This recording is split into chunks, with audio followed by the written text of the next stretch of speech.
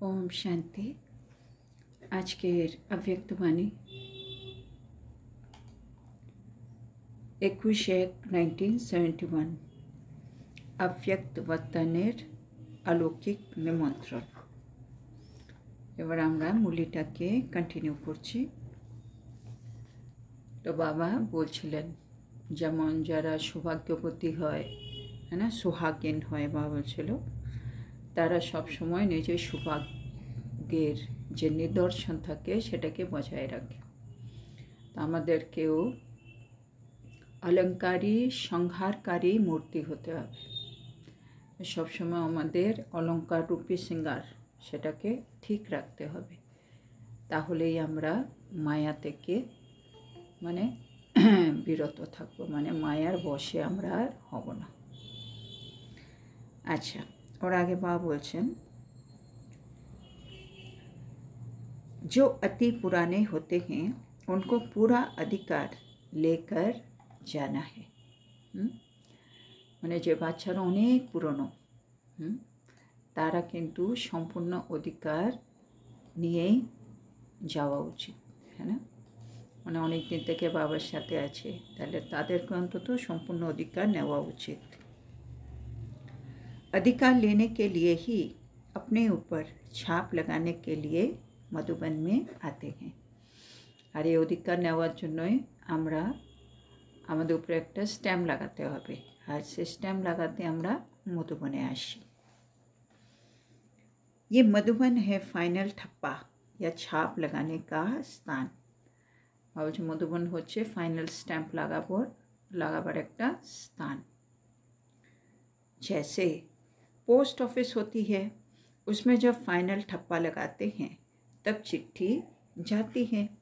বাবা এক্সাম্পল দিয়ে বোঝাচ্ছেন, যেমন পোস্ট অফিস হয়, সেখানে যখন চিঠিপত্র আসে তখন ওখানে ফাইনাল স্ট্যাম্প লাগিয়ে দেয়, তারপরে চিঠিটা চলে যায় নির্দিষ্ট স্থানে, কিন্তু স্ট্যাম্প লাগাবার আগে যায় না। সেরকম ये भी स्वर्ग के अधिकारी बनने का छाप मधुबन है। তো মধুবনটা হচ্ছে বাবা বলছে স্বর্গের অধিকারী হওয়ার জন্য যে স্ট্যাম্প লাগাবো সে জায়গাটা হচ্ছে মধুবন। मधुबन में आना अर्थात करोड़ गुना कमाई करना। মধুবনে আসা মানে কোটি গুণ উপার্জন করা, বাবা বলছে।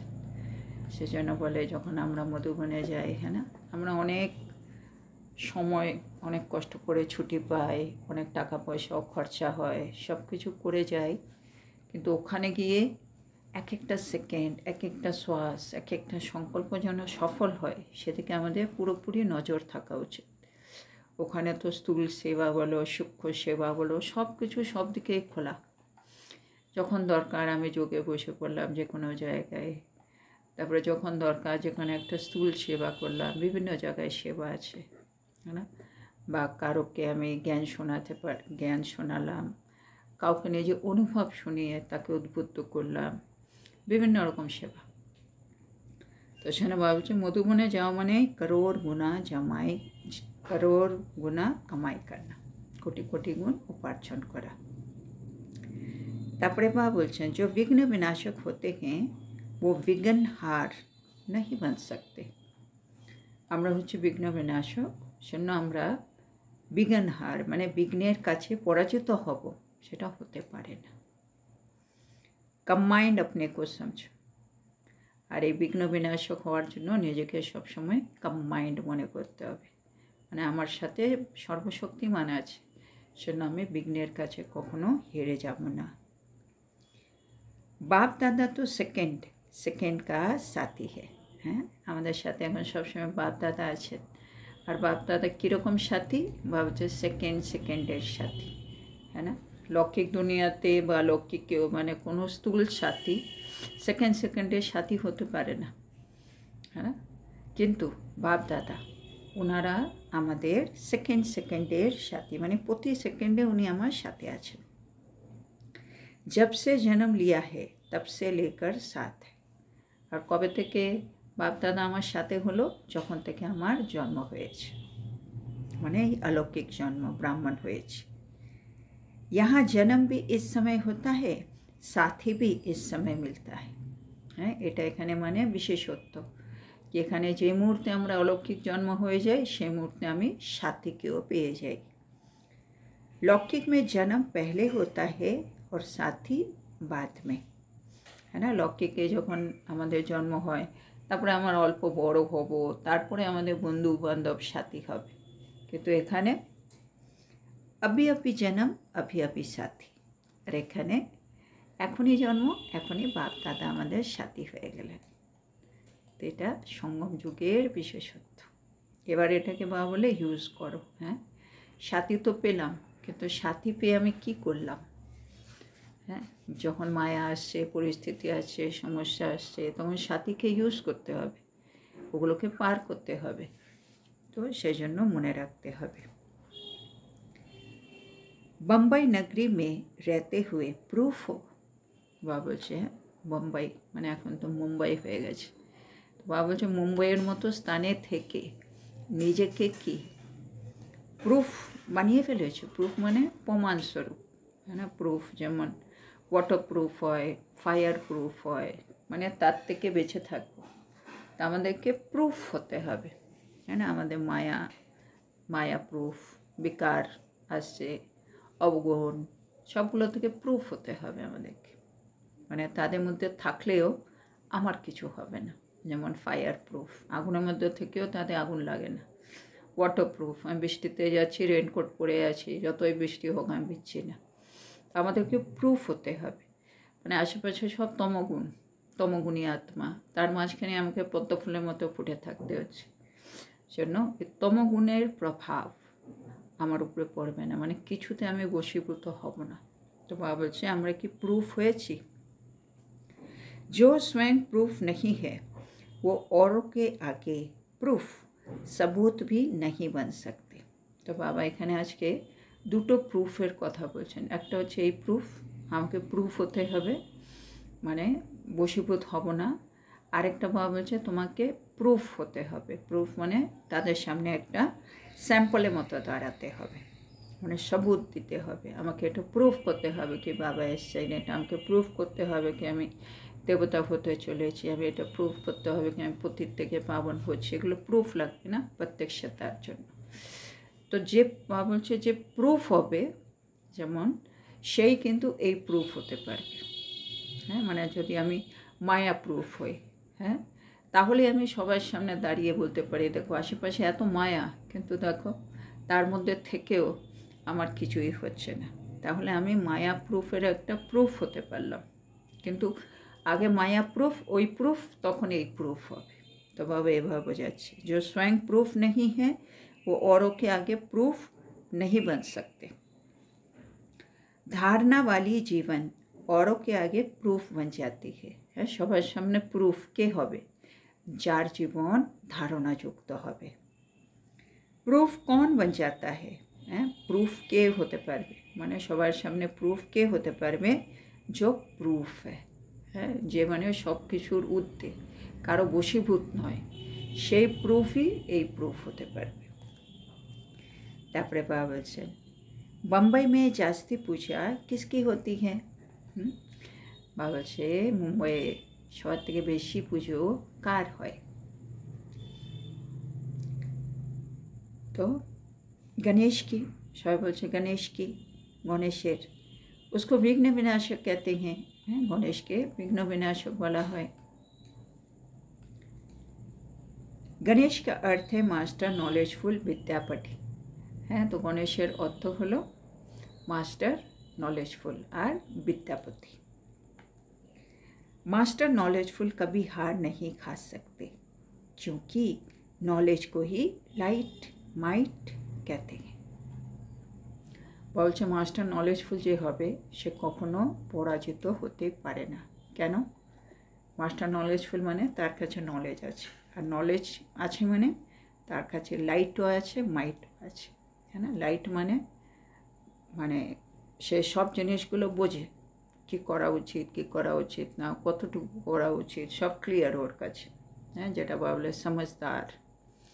আর মাইট মানে ওই জিনিসটা করার জন্য যে শক্তি, সেটাও আছে ওর কাছে। तो लाइट और माइट दुटोई আছে। फिर मंजिल पर पहुंचना सहज हो जाता है। तो সেজন্য যে মাস্টার নলেজফুল তার কাছে লাইটও আছে মাইটও আছে নলেজের, সেজন্য তার গন্তব্যস্থলে পৌঁছানো অনেক সহজ হয়ে যায়, মানে मंजिल। अपनी सूरत को ऐसा करना है जो आपकी सूरत से बाप दादा दोनों दिखाई दे।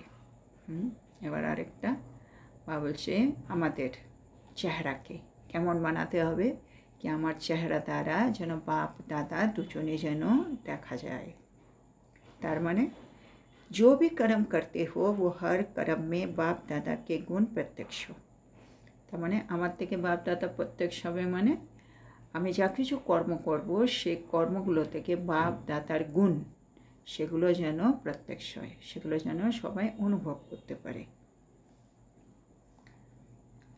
बाप दादा के मुख्य गुण कौन से वर्णन करते हो? এবার বাপ দাদার গুণ বলতে কি বোঝায়? তো বাবা সেটা বোঝাচ্ছে। বাবা বলছে মুখ্য গুণ কোনগুলো বাপ দাদার? জ্ঞান, প্রেম, আনন্দ, সুখ, শান্তি কা সাগর।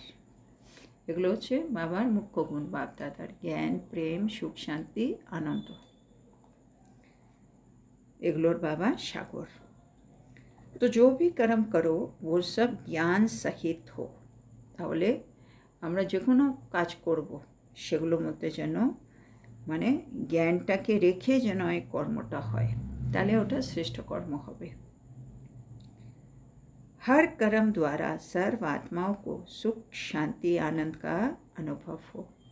হ্যাঁ, আমাদের প্রতিটা কর্ম দিয়ে হ্যাঁ সব আত্মারা যেন সুখ, শান্তি, আনন্দ এসবের অনুভব করতে পারে।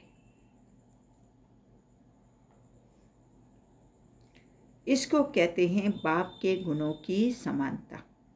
আর এটা আমি করতে পারলে মানে আমার কর্ম দিয়ে আমি যদি আশেপাশে সব আত্মাদের সুখ, শান্তি, আনন্দ অনুভব করাতে পারি, তাহলে এটাকে বলা হবে বাবার গুণের সমান, মানে বাবার গুণ আমার গুণ সমান হলো। आपको समझाने की आवश्यकता नहीं। আর এক্ষেত্রে সিন্স আমি আমার কর্ম দিয়ে গুণের দান করছি, তাহলে আমাকে কাউকে জ্ঞান বোঝাবার কিন্তু প্রয়োজন হবে না।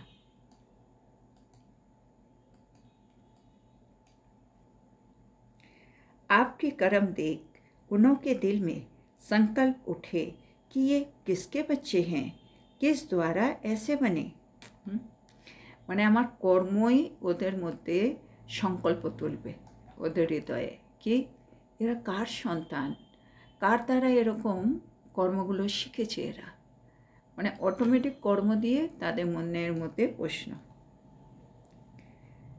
स्टूडेंट भी अगर पढ़ने में अच्छा स्कॉलरशिप लेने वाला होता है तो उनको देख टीचर की याद आती है ना। एकदम ठीक बाबा বলছে এক্সাম্পল দিয়ে, যখন কোনো স্টুডেন্ট যে পড়াশোনায় খুব ভালো আর স্কলারশিপ পাচ্ছে, তখন সবার আগে প্রশ্ন একে কে পড়িয়েছে, কোন টিচারের কাছে পড়ে স্কলারশিপটা পেয়েছে, মানে স্টুডেন্টকে দেখছে কিন্তু টিচারের কথা স্মরণে আসছে। इसलिए कहावत है স্টুডেন্ট শোজ টিচার। সেজন্য প্রসিদ্ধ গায়ন আছে কি স্টুডেন্ট শোজ টিচার। ये भी सर्विस करने का तरीका है। এটাও একটা সার্ভিস মানে সেবা করার পদ্ধতি, হ্যাঁ না। আমি মানে ভগবান এত কিছু করছেন, বাবারগুলো বলবো, সে বুঝবে বুঝবে না, তার থেকে ভালো বাবার জ্ঞানটা আমি ধারণ করে আমি আমার কর্ম দিয়ে তাদেরকে বোঝাই। তো সেটা বাবা বলছেন। अलौकिक जन्म का हर कर्म सर्विस प्रति हो। এখন আমাদের অলৌকিক জন্ম, যেন আমাদের প্রতিটা কর্ম যেন সেবার নিমিত্ত হয়। जितना सर्विस करेंगे उतना भविष्य ऊंचा। যত সেবা করব অত আমাদের ভবিষ্যৎ শ্রেষ্ঠ হবে। जितना अपने को सर्विस में बिजी रखेंगे उतना माया के वार से बच जाएंगे। আর যত আমরা সেবাতে নিজেকে ব্যস্ত রাখব ততই কিন্তু আমরা মায়ার আক্রমণ থেকে রক্ষা পাব। बुद्धि को एंगेज कर दिया तो कोई डिस्टर्ब नहीं करेगा। বুদ্ধিকে যদি আমি ব্যস্ত করে দিই তাহলে কেউ ডিস্টার্ব করতে পারে না। আমাদের মেইন ডিস্টারবেন্স হয় বুদ্ধিকে নিয়ে, সেটা আমাদের হচ্ছে বুদ্ধিযোগ। বুদ্ধিটাকে ব্যস্ত করে দিতে হবে, তাহলে ডিস্টারবেন্স বন্ধ। ये भी संगम युग का वरदान है, এটাও হচ্ছে সঙ্গম যুগের একটা বরদান কি एक रस स्थिति, एक का ही ध्यान, एक की ही सर्विस में जितना जो कोई वरदान ले।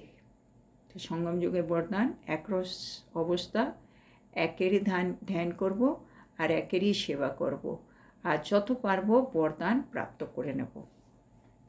जैसे कोई नशे में रहता है, उसको और कुछ सूझता नहीं, ऐसे इस ईश्वरीय नशे में रहने से और दुनिया की आकर्षण से परे हो जाएंगे।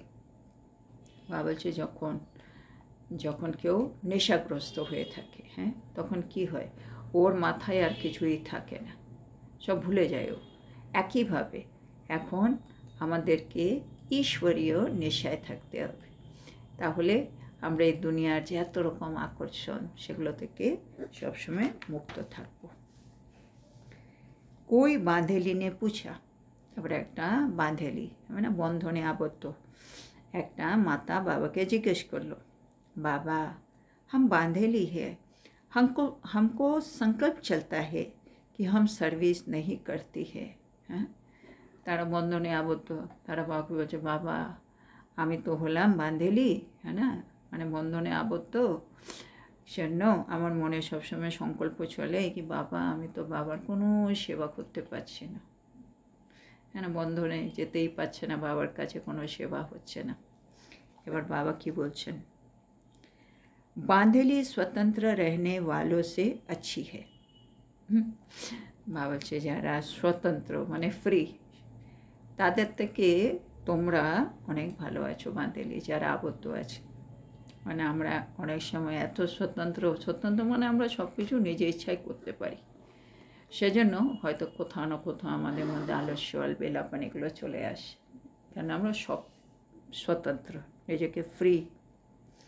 সেজন্য বাবা বলছেন স্বতন্ত্র আলবেলে রেতে হ্যাঁ, স্বতন্ত্র বাচ্চারা সবসময় আলবেলাপনে ওদের মধ্যে চলে আসে, সেজন্য বাবা বলছে বাঁধেলি ভালো। বাঁধেলি কি লগন अच्छी रहती है, হ্যাঁ, বাঁধেলি যে আছে তাদের লগন মানে বাবার প্রতি ভালোবাসা সেটা কিন্তু খুব ভালো থাকে না, তারা সবসময় বন্ধনে, সেজন্য তারা বন্ধন থেকে মুক্ত হওয়ার জন্য বাবার কাছে যাওয়ার জন্য ছটপট করছে, সেজন্য কন্টিনিউয়াস তারা বাবাকে ডেকে যাচ্ছে। তো বাবা ওদেরকে বলছেন याद को पावरफुल बनाओ, जोग के शक्तिशाली बनाओ, याद कम होगी तो शक्ति नहीं मिलेगी। হ্যাঁ, এবার বন্ধন থেকে আমি যদি বের হয়ে যেতে চাই তাহলে আমার শক্তি লাগবে, আর শক্তি আসবে যোগের থেকে। সেজন্য বাবা বলছে যোগকে শক্তিশালী বানাও, যোগ যদি কম হয় তাহলে শক্তি আসবে না। তারপরে याद में रहते ये व्यर्थ न सोचो कि सर्विस नहीं करती। হ্যাঁ, এবার যোগে বসে বাবা বলছে এটা ভেবো না আমি না কোনো সেবা করতে পারছি না, বাবা আমি না কোনো সেবা করতে পারছি না, ব্যর্থ চিন্তা একেবারে করবে না কি আমি সেবা করতে পারছি না। ये सोचने से याद की पावर कम होगी, মানে যোগে বসে যদি আমাদের এরকম ব্যর্থ সংকল্প চলে তাহলে আমাদের উপার্জন কিন্তু অনেক কম হয়ে যায়। बंधन से मुक्त करने के लिए अपनी चलन को चेंज करो। তাহলে বাবা বলছে বন্ধন থেকে যদি মুক্ত হতে চাও কি করতে হবে, নিজের চলন মানে চালচলনকে একটু পরিবর্তন করো, তখনই বন্ধন থেকে মুক্ত হবে। जो घर वाले देखे कि ये चेंज हो गई है, মানে ঘরের লোক যেন দেখে অবাক হয়ে যাওয়ার মতো এরকম একটা পরিবর্তন আনতে হবে, আরে এ তো পরিবর্তন হয়ে গেছে, সেজন্য ভাবছে নিজের মধ্যে চেঞ্জ যেন, হ্যাঁ না। ধরো আমি সবসময় ঝগড়া করতে থাকি, সবসময় বক করতে থাকি, রাগ করি, হ্যাঁ, হিংসে করি, মুড অফ করি, যে কোনো রকম একটা সংস্কার, এগুলো চেঞ্জ করে দাও, তাহলে ঘরের লোক বলবে আরে এখন তো এগুলো দেখি আর করে না, এরকম। जो कड़ा संस्कार है वो चेंज करो, আর সবার আগে যে সংস্কারগুলো খুব উগ্র হয়ে আছে, হ্যাঁ, যেটা মানে সবসময় দেখা যায় এরকমই মানে ঝগড়াঝাটি করে, এই করে, কিছু কিছু সংস্কার, ওইগুলো সবার আগে পরিবর্তন করে ফেলো। ও আপনা কাম করে, আপ আপনা কাম করো। হ্যাঁ, এটা ভালো বলে, মানে যারা আমাদের উল্টো দিকে আছে, হ্যাঁ, তারা ধরো রাগ করছে, তারা পুরনো সংস্কার সেই অনুরূপ তারা রাগ নিজের কাজ করছে, আমাকে আমার কাজ করতে হবে। বা বলেছে রাগ না করে শান্তিতে থাকো, আমি শান্তিতে থাকবো। ওরা ওদের কাজ করবে, আমি আমার কাজ করব। ওরা রাগ করে যাবে, আমি শান্তিতে কাজ করব। উনকে কাম কো দেখকর ঘবরাও নেই, মানে ওরা বারে বারে রাগ করছে এটা দেখে ঘাবড়ে যেও না। তাহলে এটা আরও সুন্দর। जितना वो अपना काम फोर्स से कर रहे हैं, आप अपना फोर्स से करो। অনেক সময় কি ওরা রেগে গেলে একদিন দুদিন পরে আমি ওরা রেগে যাই আবার, হ্যাঁ না, মানে আমার নেগেটিভ দিকে চলে যায়। বাবা কি সুন্দর বলছে, মানে তুমি ঘাবড়ে তো যাবে না, ওরা ওদের কাজ করুক, তুমি তোমার কাজ করুক। ওরা যত তীব্র গতিতে ফোর্স দিয়ে ওদের কাজ করছে, তুমি তোমার নিজের কাজকে অতই ফোর্স দিয়ে করো। ওরা ধরো 100% রেগে কাজ করছে, আমাকে 100% শান্তিতে সহ্য শক্তি দিয়ে কাজ করতে হবে। ওরা ওদের দিকে তীব্র গতি, আমি আমার দিকে তীব্র গতি। उनके गुण उठाओ कि वो कैसे अपना कर्तव्य कर रहे हैं, आप भी करो। হ্যাঁ, এটা একটা খুব সুন্দর পয়েন্ট। মানে বারে বারে বলে, মানে যারা আমাদের অপোনেন্ট, ধরো কেউ রাগ করছে, আমার ওর রাগ দেখে আমাদের মানে মাথা ব্যথা হয়ে যাচ্ছে, কেন এত রাগ করছে, কী করে এই করছে। ওই যে নেগেটিভ ওইটা দেখে ভাবছে আমাদের থটটা কীরকম আসা উচিত, কি এই আত্মার মধ্যে কীরকম একটা গুণ, হ্যাঁ, এই পুরনো সংস্কারটাকে কীভাবে ধরে রেখেছে, এটাকে ছাড়ছেই না।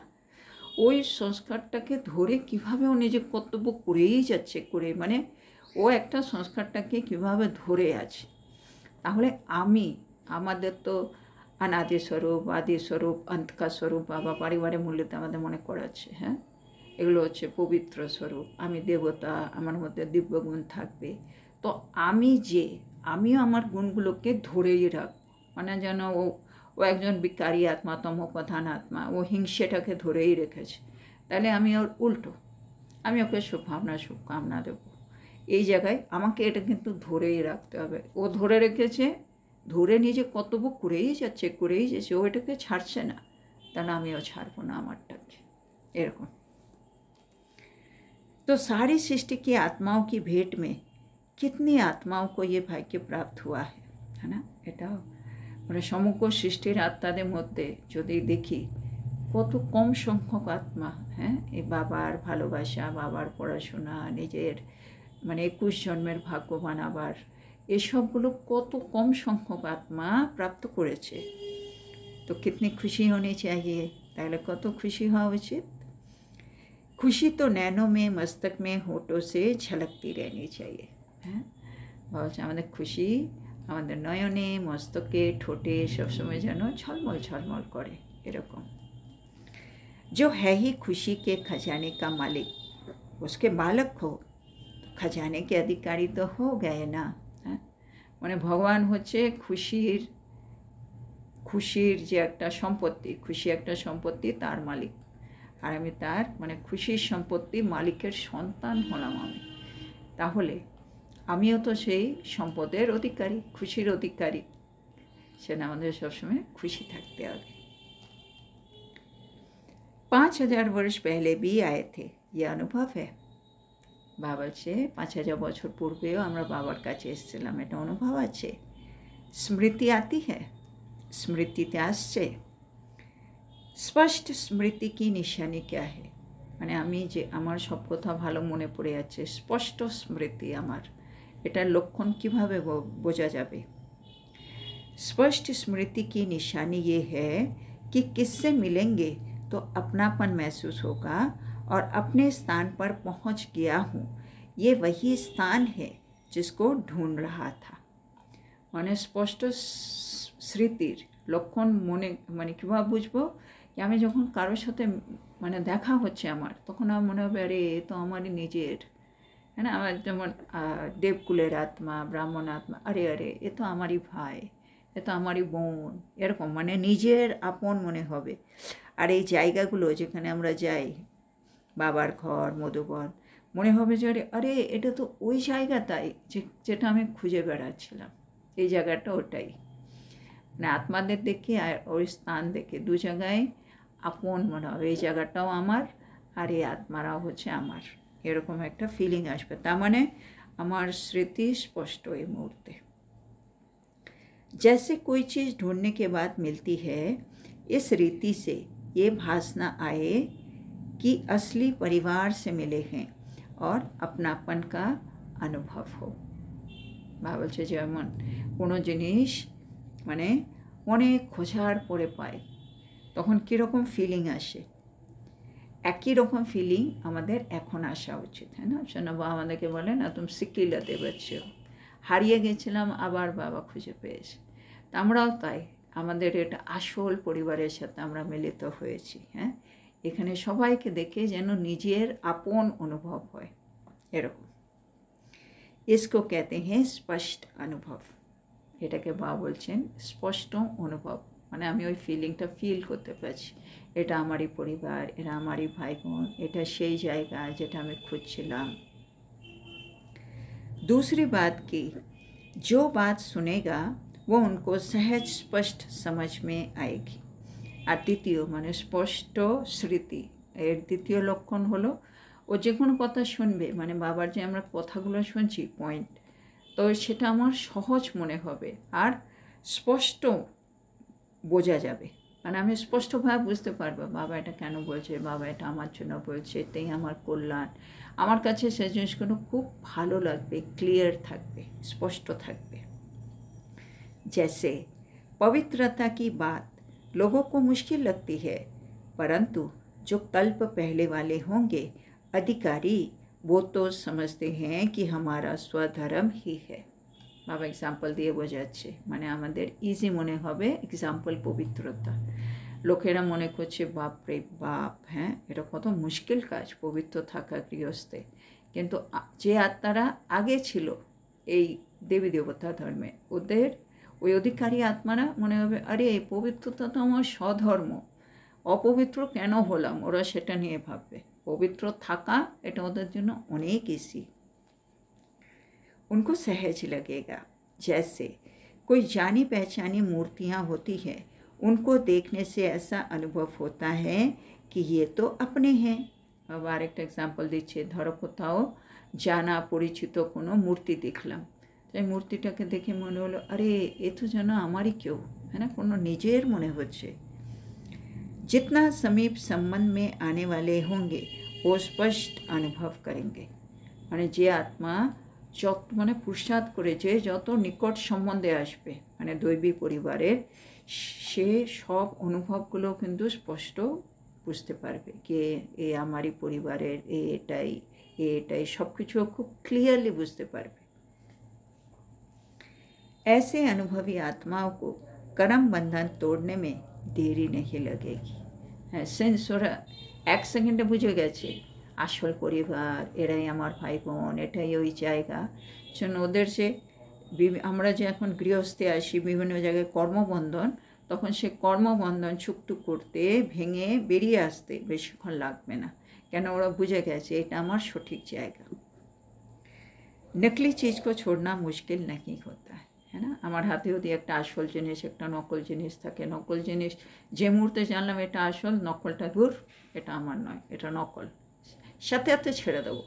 তো সেই মুহূর্তে যে মুহূর্তে আমি বুঝে যাবো আরে এই তো আমি আত্মা, বাবা এটা দৈবিক পরিবার, আমরাই 21 জন্মের সাথে থাকবো, আমাদেরই পবিত্র থাকতে হবে, যে আমি জিনিসগুলো ক্লিয়ার হয়ে গেল, বাকি সব নকল জিনিস ছাড়া আমার জন্য খুব ইজি মনে হবে, কঠিন লাগবে না। আচ্ছা, তো বাবা এখানে আজকে এই মুরলিটা শেষ করলেন। তো আজকে বাবা আমাদেরকে বললেন আমাদেরকে মধুবনে যেতে হবে। মধুবনে যাওয়া মানে স্বর্গের অধিকারী হওয়ার স্ট্যাম্প লাগলো। আর মধুবনে আসা মানে কোটি গুণ উপার্জন করা। তারপরে বাবা বললেন বিঘ্ন বিনাশক মানে যে বিঘ্নর কাছে কিন্তু হার খাবে না। সেটা কখন হবে? যখন আমি বাবা সবসময় কম্বাইন্ড। তারপরে বাবা বলছে লক্ষ্মী ক্ষেত্রে প্রথমে জন্ম হয়, তারপরে সাথী হয়। আর আমাদের এখানে অলৌকিক জন্মে যখন থেকে জন্ম হলাম তখন থেকেই বাপ দাদা আমাদের সাথে। তারপরে বাবা বলছেন এবার প্রুফ দিয়ে বলছেন, যে নিজে প্রুফ হবে ও অন্যের সামনে প্রুফ হয়ে দাঁড়াতে পারবে। তারপরে বাবা বললেন গণেশকে মাস্টার নলেজফুল, বিদ্যাপতি, বিঘ্নবিনাশ, আমাদেরকেও গণেশ হতে হবে, মাস্টার নলেজফুল, তাইলে আমরা কখনো হারবো না। কেন? নলেজ হচ্ছে লাইট মাইট, যেন আমাদের জন্য আমাদের গন্তব্যস্থলে পৌঁছে যাওয়া খুব ইজি হবে। তারপরে বাবা বলছেন আমাদের সুরত, আমাদের চেহারাটাকে এমন করে নিতে হবে যাতে বাপ দাদার চেহারা আমাদের চেহারা দিয়ে বোঝা যায়। তার জন্য কী করতে হবে? বাবা বলছে আমরা যা কিছু কর্ম করব তার মধ্যে যেন বাপ দাদার গুণ প্রত্যক্ষ দেখা যায়। মানে জ্ঞান, প্রেম, আনন্দ, সুখ, শান্তি, সেগুলো যেন আমরা কর্মের মাধ্যমে অন্য আত্মাদেরকে অনুভব করাতে পারি। তাহলে আমার জ্ঞান আর ওদেরকে বোঝাতে হবে না। বাবা বলছে আমাদের কর্ম দেখে তাদের হৃদয়ে সংকল্প উঠবে, আরে এরা কার সন্তান, কার দ্বারা এরা এরকম হয়েছে। বাবা এক্সাম্পল দিচ্ছে, যেমন স্কুলে ছাত্র যখন ভালো পড়াশোনা করে তখন স্কলারশিপ পায়, তখন সবাই টিচারের কথা মনে পড়ে, কোন টিচারকে পড়িয়েছে। Student shows teacher. একইভাবে আমরা যখন আমাদের কর্মের মাধ্যমে সব গুণগুলো বাপ দাদা প্রত্যক্ষ করব, তো বাপ দাদা ইনডাইরেক্টলি প্রত্যক্ষ হয়ে যাবে। তারপরে বাবা বলছেন আমাদের এখন সব সময় নিজেকে একটু ব্যস্ত রাখতে হবে। অলৌকিক জন্ম তো সব কর্ম যেন সার্ভিসের প্রতি হয়, মানে সব কর্ম দিয়ে যেন আমি সেবা করতে পারি। তাহলে আমার কি হবে? মায়ার আক্রমণ থেকে আমি বেঁচে যাব, আর আমার বুদ্ধি সবসময় এনগেজ থাকবে, তাহলে কেউ আমাকে ডিস্টার্ব করতে পারবে না। তারপরে সঙ্গম যুগের বরদান হচ্ছে একরস, একজনের ধ্যান আর একজনেরই সেবা। আর যত বা বরদান দিচ্ছে নিয়ে নাও। বা বলছে যেমন কেউ নেশায় থাকলে কি হয়, ও আর কিছু মনে থাকে না, সেটা আমাদেরকেও ঈশ্বরীয় নেশাতে ডুবে থাকতে হবে। তাহলে আমাদের ঈশ্বর এই পৃথিবীর এই দুনিয়ার অন্য সব আকর্ষণ থেকে আমি মুক্ত থাকব। তারপরে বাবা বাঁধেলি, বন্ধনে আবদ্ধ মাতা, ওরা বলছে বাবা আমরা সেবা করতে পারি না। বাবা বলছে বাঁধেলিতে বলছে তোমরা স্বতন্ত্র আত্মাদের থেকে অনেক ভালো আছো, স্বতন্ত্র আত্মা অনেক অলবেলা হয়, তোমাদের অন্তত লগন, বাবার প্রতি লগন খুব ভালো আছে। তো কী করবে? যোগকে শক্তিশালী বানাও। যোগ কম হলে শক্তি কম থাকে, আর যোগ বাড়াও। আর বাবা বলেছে যোগে বসেই ব্যর্থ সংকল্প করো না কি আমি সার্ভিস করতে পারি না। যোগে বসা মানেই হচ্ছে উপার্জন করা, তাতেই সেবা হয়ে যাচ্ছে। তারপরে বাবা বলছেন আরেকটা ওদেরকে যুক্তি দিলেন, বন্ধন থেকে মুক্ত হতে হলে নিজের চলনকে চেঞ্জ করো। তোমার মধ্যে যে কড়া সংস্কার হয়ে গেছে সেটাকে চেঞ্জ করে ফেলো। ওরা যদি নিজের কাজ ঠিকমতো করছে, আমাদেরকে আমাদের কাজও ঠিকমতো করতে হবে। ওরা যেই ফোর্সে ওদের কাজ করছে, আমাদেরকে সেই ফোর্সে আমাদের কাজ করতে হবে। ওদের থেকে ভাবা বলছে গুণ তোলো, গুণটা আমাদেরকে নিয়ে নিতে হবে কি ওরা ওদের কর্তব্য কত সুন্দরভাবে করছে, কোনো চেঞ্জ নেই, তাহলে আমি আমার কর্তব্য সুন্দরভাবে করব, কোনো চেঞ্জ নেই, এরকম। তারপরে বাবা বলছেন খুশি। বাবা হচ্ছে খুশির মালিক, খুশির সম্পত্তির মালিক, আর আমি ওনার সন্তান। যেন খুশি আমার নয়ন দিয়ে, মস্তক দিয়ে, ঠোঁট দিয়ে, সব দিক দিয়ে যেন খুশি দেখা যায়।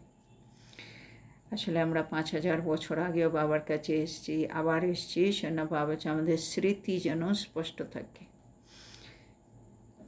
এবার বাবা বললো যাদের স্পষ্ট স্মৃতি তাদের নিশানি কি?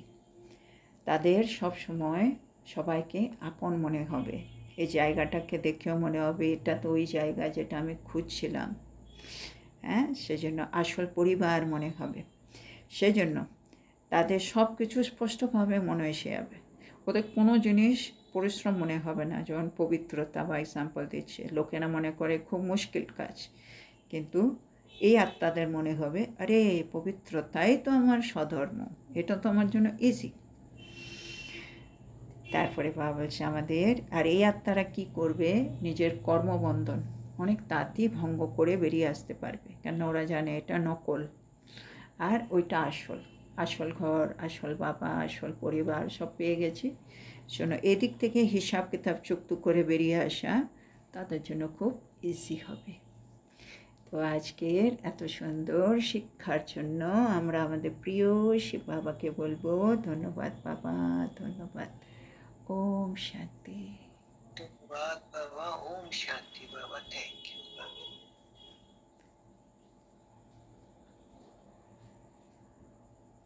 ওম শান্তি। ওম শান্তি। ওম শান্তি। ওম শান্তি। বাবা ধন্যবাদ, বাবা ধন্যবাদ।